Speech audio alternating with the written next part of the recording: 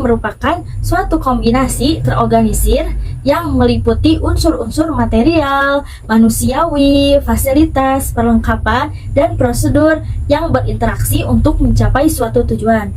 Ada juga yang mengatakan bahwa sistem pengajaran merupakan sebuah susunan dari sumber-sumber dan prosedur untuk menggerakkan suatu pembelajaran.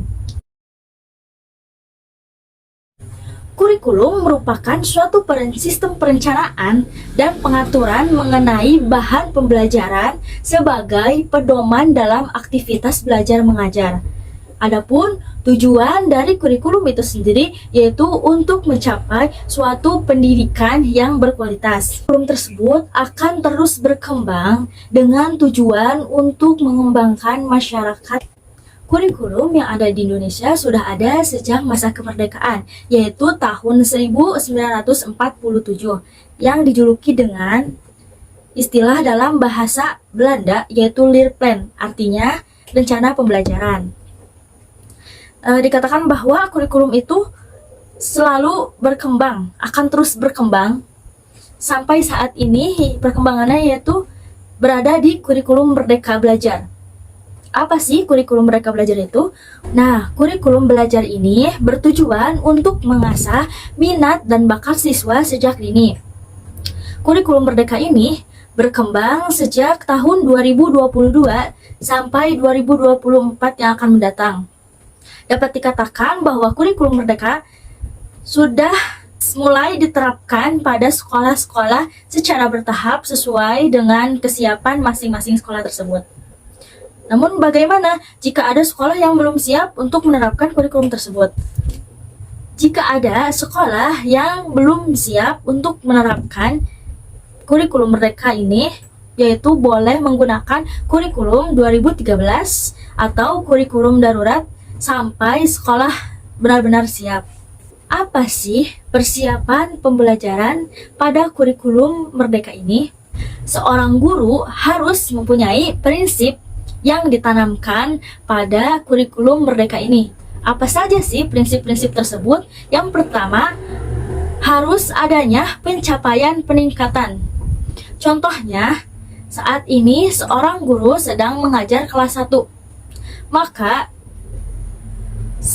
Maka di kelas 2, di kelas berikutnya atau di kelas 2 harus ada pencapaian tersebut.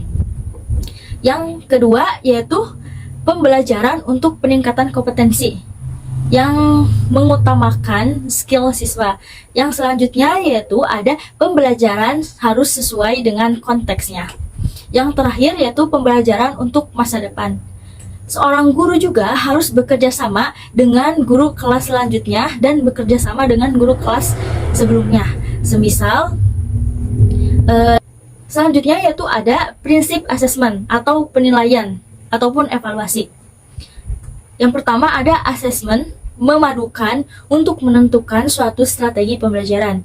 Yang kedua, tujuan asesmen tersebut yaitu tujuan untuk mencapai tujuan pembelajarannya. Yang ketiga, asesmen harus bersifat adil, proporsional, valid, dan konsisten. Nah, yaitu ada perencanaan pembelajaran. Di dalam perencanaan pembelajaran kurikulum Merdeka ini, persiapan perencanaannya untuk selama 2 tahun. Yang pertama ada memahami capaian pembelajaran, merumuskan tujuan pembelajaran, menyusun silabus tujuan pembelajaran dari tujuan pembelajaran tersebut, lalu merancang pembelajaran atau yang disebut RPP. Kemudian ada namanya konsep kurikulum Merdeka. Apa sih konsep kurikulum Merdeka itu? Apakah sama dengan kurikulum sebelumnya? Kurikulum Merdeka membagi jenjang kelas 1 sampai 12 itu menjadi 6 fase, dari fase A sampai fase F, yang bisa dilihat di sebelah kiri saya. Nah, menurut Pak Nadiem, konsep dari kurikulum Merdeka ini yaitu memfokuskan siswa terhadap minat dan bakatnya. Jika sebelumnya di kurikulum 2013, siswa dituntut untuk mempelajari semua mata pelajaran dari jenjang SD sampai SMP dan dijuruskan ke SMA, maka di kurikulum Merdeka ini mereka tidak akan mengalaminya lagi.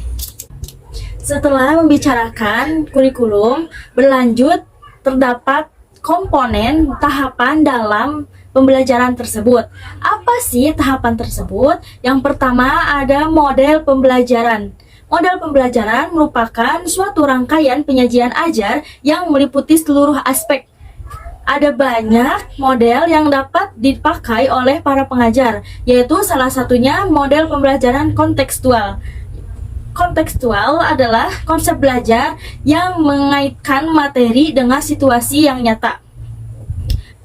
Namun, perlu diketahui bahwasanya tidak ada model pembelajaran yang lebih baik. Semua itu tergantung pada tingkat perkembangan siswa, lingkungan, fasilitas, dan tujuan pembelajarannya tersebut. Yang kedua yaitu ada strategi pembelajaran. Strategi pembelajaran merupakan cara-cara yang dipilih untuk menyampaikan suatu materi pembelajaran. Strategi pembelajaran yaitu suatu kegiatan di mana dikerjakan guru dan siswa agar tujuan pembelajaran dapat dicapai secara efisien dan efektif.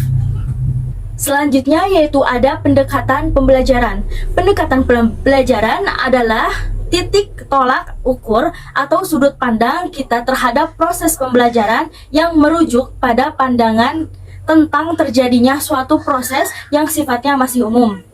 Yaitu terdapat metode pembelajaran. Metode pembelajaran merupakan cara kerja sistematis yang memudahkan pelaksanaan pembelajaran. Dan ada juga macam-macam metode pembelajaran. Salah satunya yaitu metode ceramah, yang mana metode ini banyak digunakan oleh para pendidik. Nah, yang terakhir yaitu ada teknik dalam pembelajaran. Teknik dalam pembelajaran adalah cara-cara konkret yang dipakai saat proses pembelajaran. Seorang guru dapat berganti-ganti teknik pembelajaran meskipun dalam metode yang sama. Satu metode dapat diaplikasikan melalui berbagai teknik pembelajaran tersebut. Untuk selanjutnya, dalam perencanaan pembelajaran ada yang namanya silabus. Silabus merupakan rencana pembelajaran pada suatu kelompok mata pelajaran yang mencakup standar kompetensi, kompetensi dasar, materi pokok, kegiatan pembelajaran, dan sebagainya. Secara sederhananya, silabus merupakan suatu perangkat rencana dan pengaturan pelaksanaan pembelajaran serta penilaian yang disusun secara sistematis dan memuat komponen-komponen yang saling berkaitan untuk kemudian mencapai penguasaan kompetensi dasar. Adapun silabus juga dapat disebut sebagai pengembangan kurikulum dan pembelajaran dalam implementasinya untuk pengajar. Ada pula komponen-komponen yang ada dalam silabus tersebut, yaitu yang pertama ada identitas mata pelajaran, standar kompetensi, kompetensi dasar, kegiatan pembelajaran, sumber bahan pembelajaran, indikator pencapaian kompetensi, dan yang terakhir yaitu standar penilaian. Nah, itulah yang ada dalam perencanaan sistem pembelajaran tersebut.